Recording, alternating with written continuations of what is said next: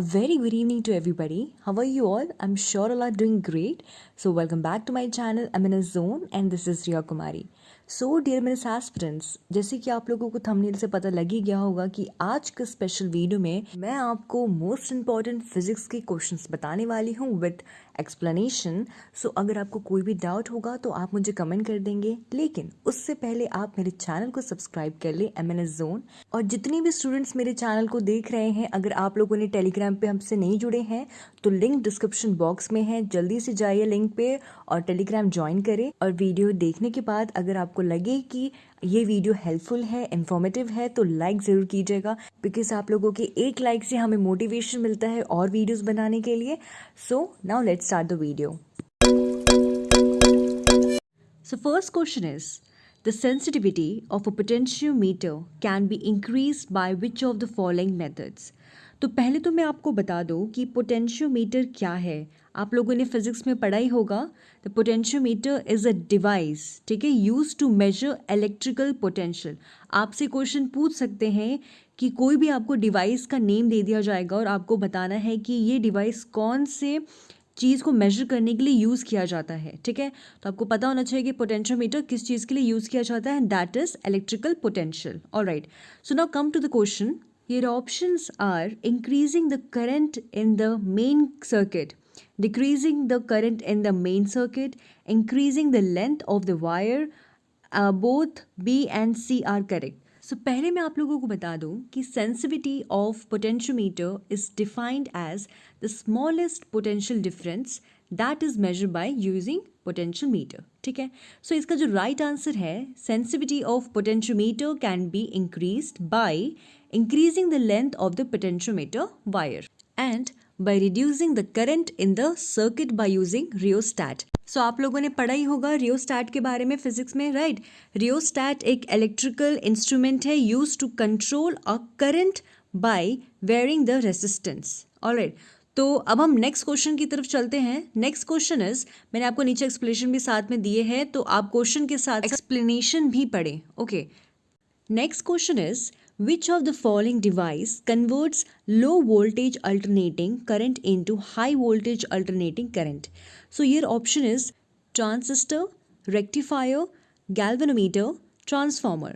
So ये इसका जो right answer है ऑप्शन डी, ट्रांसफार्मर. ठीक है, अब मैं आपको बता दूँ ट्रांसफार्मर क्या है. एक इलेक्ट्रिकल डिवाइस है which the principle of electromagnetic induction transfer electric energy from one electric current to another. ठीक है, without changing the frequency. So basically transformer का काम क्या है कि इलेक्ट्रिकल एनर्जी को ट्रांसफर करना one circuit to another but without changing frequency. Alright, तो आप लोगों ने ये 12th के फिजिक्स में पढ़ा होगा, तो ये क्वेश्चंस बहुत इंपॉर्टेंट है आप लोगों के लिए. सो इस वीडियो में मैं आप लोगों को कंप्लीट एनसीईआरटी के फिजिक्स के क्वेश्चंस बताने वाली हूँ. So watch it till end.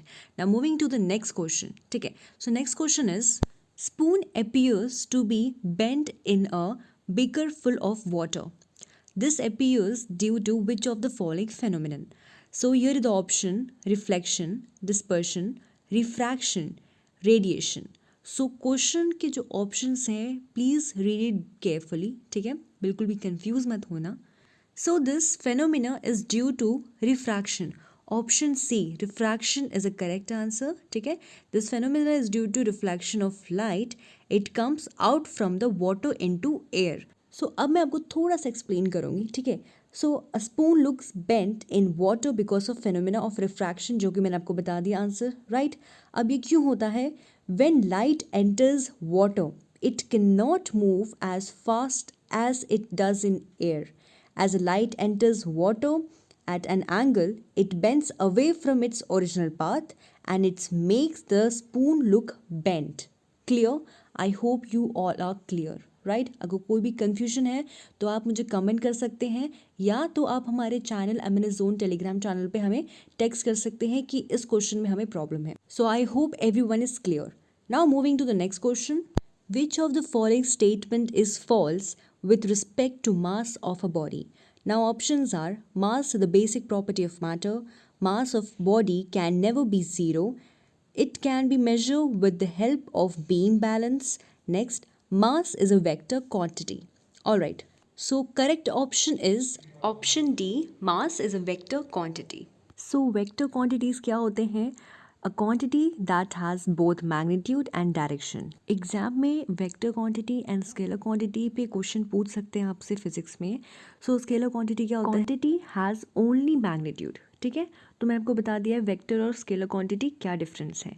Now next question is the bullet fired from a gun possesses which form of energy that can pierce a target? So here the option is the kinetic energy, gravitational energy, potential energy and nuclear energy. So the right answer क्या है इसका? So जो options यहाँ पे आपको दिए हैं तो उसका जो correct answer है, so the bullet fired from a gun can pierce a target due to its kinetic energy. So kinetic energy is energy possessed by object due to its motion. ठीक है, so the right answer is option A, kinetic energy. Now moving to the next question, a device which reverses the direction of the current flowing through. So here the option is resistor, galvanometer, commutator, ammeter.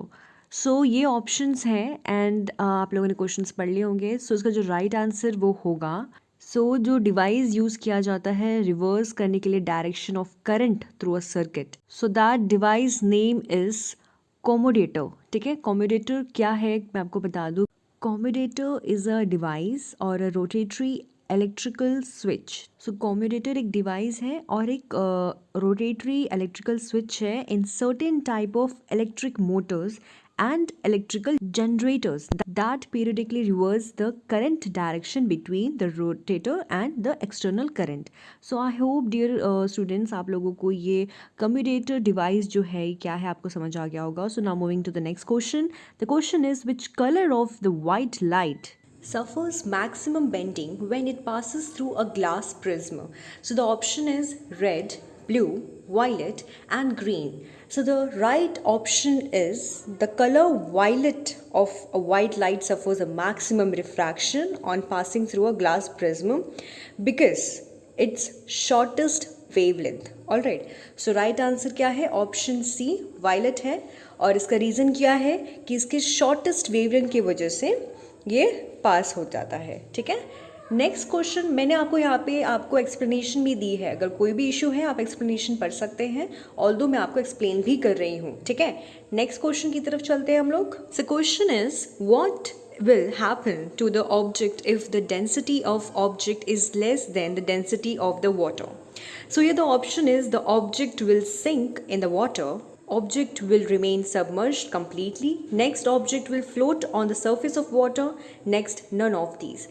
If the density of the object is less than density of the water, then object will float on surface of the water. ठीक है, अगर density कम है density of water से तो object क्या करेगा? Float करेगा water surface पे. ठीक है, सो मैं आपको बता दूं कि डेंसिटी ऑफ ऑब्जेक्ट जो है वो डिपेंड करता है ऑब्जेक्ट मास एंड वॉल्यूम. ठीक है, so next question is dynamo is a device that converts mechanical energy into. So here the option heat energy, electrical energy, light energy and chemical energy. So very simple question is, so dynamo जो क्या है, ये एक device है जो convert करता है mechanical energy into electrical energy. ठीक है, option B is the right answer. Next question is which of the following instrument is used to study the phenomena of dispersion of light? Right. So here the option is spectrometer, photometer, microscope, nanometre. ठीक है, तो ये सारी जितनी भी terms हैं आपको पता होना चाहिए सारे कौन कौन से टर्म्स है फिजिक्स में. ठीक है, सो here the option correct option is spectrometer. Spectrometer एक फेनोमेना है splitting of light into constituent color is called dispersion. So spectrometer and polarimeter are two instruments used to study of dispersion. ठीक है, ये दो term याद रखिएगा आप लोग. स्पेक्ट्रोमीटर और जो पोलरीमीटर ये दो इंस्ट्रूमेंट हैं जो डिस्पर्शन की स्टडी करने के लिए यूज़ किया जाता है, ये दो instrument. Alright, so now moving to the next question. Name the process in which the heat is transferred from one place to another with the speed of light without affecting intervening medium. ठीक है, तो here the option is radiation, conduction, convection and transmission. So the right option है option A, radiation होगा। ठीक है, radiation एक process है in which heat is transmitted one place to another directly without intervening medium. ठीक है, so इसका right answer क्या है? Option A, radiation. Next question है, which state of matter shows viscosity due to the presence of cohesive force between its molecules? Options are gases, solid, liquid, all of the above. सो इसका जो correct answer है वो है option C, liquid. ठीक है, तो ये प्रॉपर्टी है of surface of a liquid जो अलाउ करता है to resist the external force due to cohesive nature of its molecules. All right, so here is the explanation you can read. So आपको properly अच्छे से पता चल जाएगा. So next question की तरफ चलते हैं. Which of the following law states that stress imposed is directly proportional to the strain under elastic limit? So here is the option: Snell's law, Lenz's law, Hooke's law and Ohm's law. ठीक है, तो right answer इसका होगा Hooke's law. ठीक है, Hooke's law आप लोगों ने पढ़ा ही होगा. जो हुक्स लॉ होता है ये ओनली एप्लीकेबल होता है इलास्टिक प्रॉपर्टीज ऑफ मटेरियल के लिए. ठीक है, तो अकॉर्डिंग टू हुक्स लॉ क्या है, the elastic limit, the stress is directly proportional to the strain on the body. Question is, what is the term used for the restoring force per unit area set up inside the body subjected to deforming force? So here is the option: strain, stress, upthrust, fractional force. ठीक है, तो यहाँ पे ये option है और इसका जो करेक्ट आंसर वो होगा वो ऑप्शन बी, स्ट्रेस. क्यों? क्योंकि the internal restoring force set up per unit area of the body उसको कहते हैं स्ट्रेस, नॉर्मल स्ट्रेस. ठीक है, so right answer is option B, stress.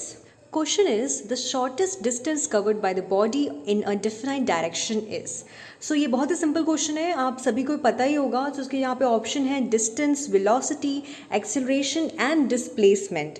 सो जो राइट आंसर है वो है डिस्प्लेसमेंट. ठीक है, it is the shortest distance covered by a body in a definite direction. और मैं आपको बता दूँ जो डिस्प्लेसमेंट क्या है, ये एक वेक्टर क्वांटिटी है और मे बी ये नेगेटिव भी हो सकता है, पॉजिटिव भी हो सकता है और ये ज़ीरो भी हो सकता है. ठीक है, तो नेक्स्ट क्वेश्चन है, question is which of the following metal is generally used to make electromagnets. ठीक है, तो ये the option is iron, cobalt, nickel, copper. तो पहले तो मैं आपको बता दूं कि जो इलेक्ट्रोमैग्नेट्स है, जो electromagnets are made from the ferromagnetic metal like iron. So उसका जो करेक्ट आंसर क्या होगा वो है ऑप्शन ए, आयरन होगा. ठीक है, सो जो सॉफ्ट आयरन जनरली क्या होता है, यूज्ड फॉर मेकिंग इलेक्ट्रोमैग्नेट्स, क्योंकि it has high magnetic permeability. It can easily gain magnetic properties with current is passed. So right answer होगा option A, iron. Question is, what is the specific term used for the sum of the internal energy and the product of pressure and volume? So here the option is force, entropy, work done, enthalpy. So इसका जो correct answer क्या होगा वो है option D, enthalpy. तो मैं आपको बता दूं एंथैल्पी क्या होता है, the sum of internal energy and the product of the pressure and volume. ठीक है, of a thermodynamic system. Question is, as the train approaches us the frequency और shrillness of its whistle increases. This phenomena can be explained by. So here the option is Charles law, Faraday's law, Doppler effect, Archimedes principle. तो मैं आपको बता दूं यहाँ इसका जो right answer जो होगा वो डोपलर इफेक्ट होगा. ठीक है, तो डोपलर इफेक्ट क्या होता है? डोपलर इफेक्ट्स जो होता है रेफर करता है change in wave frequency during relative motion between wave source and it's observer. ठीक है, सो ये इसका करेक्ट मीनिंग है डोपलर इफेक्ट का. Question is, what is the SI unit of magnetic flux density?